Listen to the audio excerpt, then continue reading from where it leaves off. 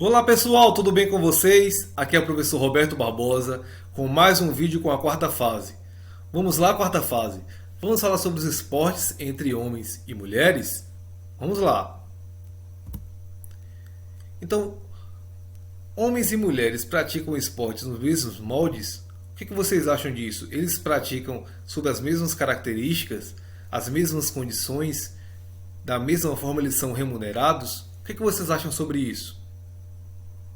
Vamos saber um pouco mais?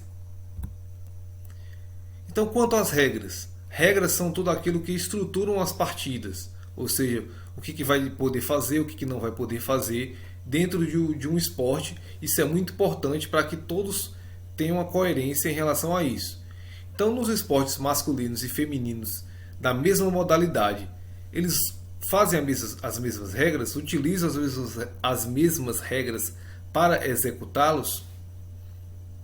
Então, por exemplo, no voleibol, o que vocês acham? No voleibol masculino e feminino, eles fazem as mesmas regras? E no handebol, também são as mesmas regras? Então, as regras é algo que sofre muito pouco em relação à variabilidade de ser masculino ou feminino. Então, o vôlei e o handebol são esportes em que nós podemos observar que as regras são as mesmas. Ou seja, no vôlei, nós temos as partidas em que eles podem fazer a execução de movimentos de rodízio, que o saque é semelhante, os levantamentos são semelhantes, a quantidade de toques, o tempo de partida, que no caso do handball ou do voleibol é por pontos, então mesma pontuação para finalizar o set. A única diferença que temos aqui em relação à estrutura corporal. Então, como as mulheres acabam sendo mais baixas que os homens, isso no geral, a rede acaba sendo menor também. Então a rede das mulheres é 2,24 e dos homens 2,44. Já no handebol não existem regras diferentes. Então as faltas são da mesma forma, o espaço da quadra, a forma de fazer gol, o tamanho do gol, no caso das balizas, o tamanho da quadra, então todas as regras são parecidas. E é algo que sofre muito pouco com a variabilidade de ser masculino ou feminino, que são a questão das regras. Já então, em relação aos espaços de prática, existe uma diferença de local para praticar um esporte para homens ou para mulheres? Então eu trouxe o exemplo aqui do tênis de mesa e do rugby. O que vocês acham? Existe uma diferença? Então no rugby, por exemplo, o espaço é o mesmo. Então o mesmo campo aberto que eles praticam, o mesmo estádio é feito para homens ou para mulheres, o mesmo tamanho também. E no tênis de mesa acontece da mesma forma. Usam a mesma mesa com as mesmas dimensões, no mesmo espaço, que geralmente é um ginásio fechado. Então eles têm as mesmas óticas e mesmas condições em relação à prática nesse espaço. Agora nós temos um tema que já tem uma diferença, que são a questão das roupas. Então as roupas são as mesmas? Com certeza não. Em alguns esportes ainda são, como por exemplo no basquete, como está aí exemplificado, as roupas são muito parecidas do masculino para o feminino. É o caso também do futebol atualmente. As roupas são muito parecidas, há alguns ajustes em relação ao tamanho das atletas. Já, por exemplo, no handbeach, ou seja, no handebol de praia, há uma modificação. Os homens usam roupas mais longas e as mulheres roupas mais curtas, como por exemplo biquínis, tops. E na ginástica também, os homens usam calças, camisas regatas, e as mulheres usam maiô. Por que vocês acham que há essa mudança, essa diferença? Tem lógica de ter essa diferença em relação ao desempenho, em relação à forma de executar? Então essa questão das roupas, há uma grande modificação atualmente, um grande debate em relação à sensualização das mulheres nas práticas, seja no handbeach, seja na ginástica ou em outras práticas também, em que as mulheres usam menos roupas para a sua execução.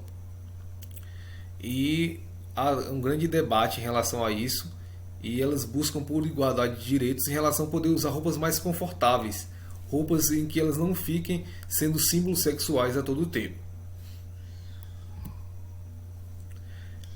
Já em relação ao desempenho, nós podemos observar algumas diferenças em relação à estrutura física, como por exemplo na prova do atletismo de 100 metros rasos.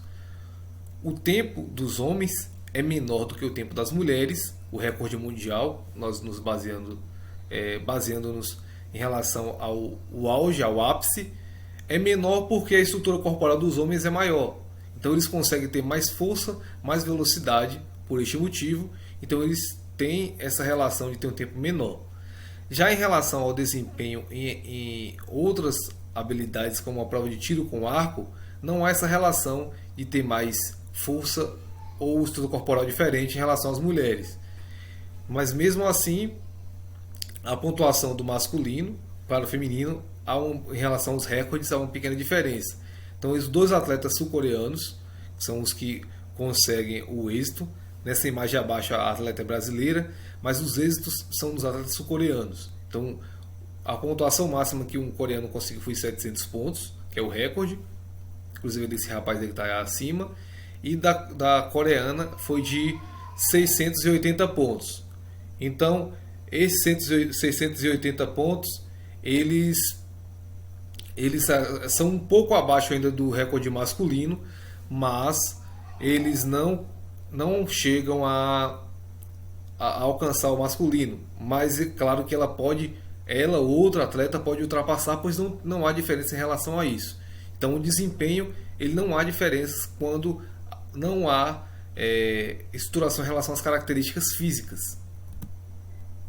E quanto à valorização profissional, as mulheres são valorizadas profissionalmente da mesma forma que os homens? Essa até fica um pouco mais fácil, né? Então, por exemplo, o beisebol. Trouxe aqui dois esportes em que as práticas dos homens já existem há mais tempo do que as das mulheres. No caso do futebol de areia, por exemplo, a prática ela acaba sendo menor, por menos tempo. É um esporte que surgiu final da década de 80 para o início da década de 90. Mas o futebol de areia feminino, ele veio surgir há poucos anos atrás, cerca de 5 anos atrás, por exemplo, ou até menos.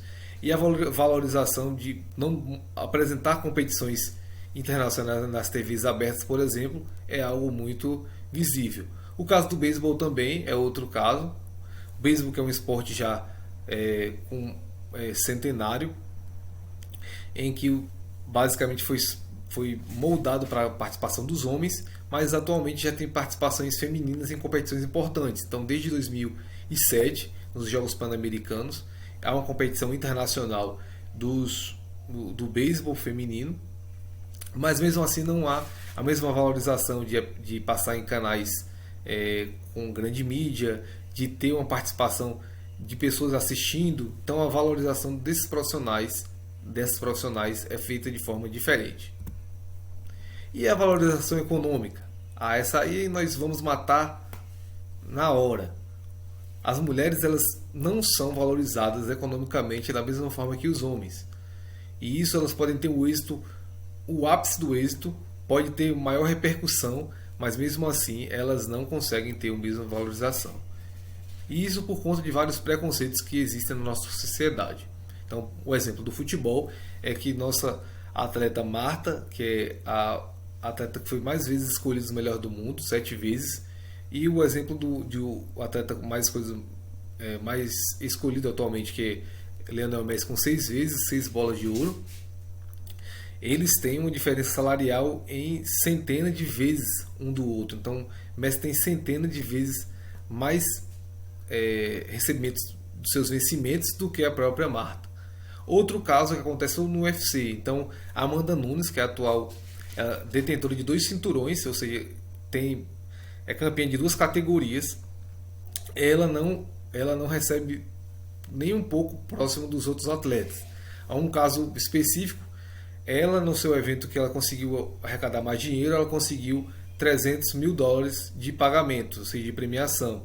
Já com o McGregor, esse rapaz que está abaixo dela, na sua luta principal, que ele conseguiu mais dinheiro, que foi a que conseguiu mais dinheiro entre o UFC, ele conseguiu mais de 3 milhões de dólares.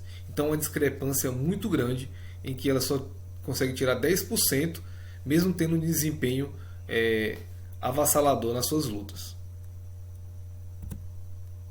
Então, o esporte ele deve ser tratado sem diferença, porque não deve haver diferença entre os gêneros.